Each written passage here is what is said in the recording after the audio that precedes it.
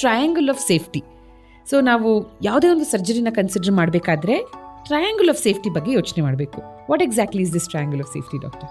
ಒಂದು ಒಳ್ಳೆ ಹಾಸ್ಪಿಟಲ್, ಒಂದು ಒಳ್ಳೆ ಸರ್ಜನ್, ಒಂದು ಒಳ್ಳೆ robot. So 3 important things.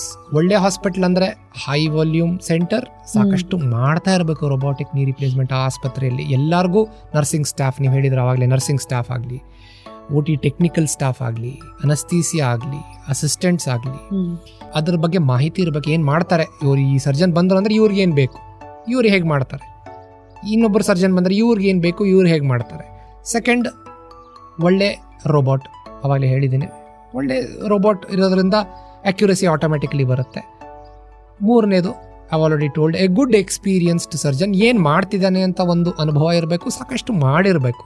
Robotic ನೀ ರಿಪ್ಲೇಸ್ಮೆಂಟ್ ಸರ್ಜರಿನಲ್ಲಿ ಸ್ವಲ್ಪ ನಿಮ್ಮ ಎಫರ್ಟು ಕಂಪ್ಯಾರಿಟಿವ್ಲಿ ರೋಬೋ ಶೇರ್ ಮಾಡುತ್ತೆ ಅಂತ ಅನ್ಸತ್ತಾ? For example, CT scan 3D ಮಾಡೆಲ್ನ ಕ್ರಿಯೇಟ್ ಮಾಡುತ್ತೆ, ಇಂಪ್ಲಾಂಟ್ ಸೈಜು ಸರ್ಜರಿಗೂ ಮುಂಚೆನೇ ಡಿಸೈಡ್ ಆಗಿರುತ್ತೆ, and joint alignment already digitally pre decide ಆಗಿರುತ್ತೆ.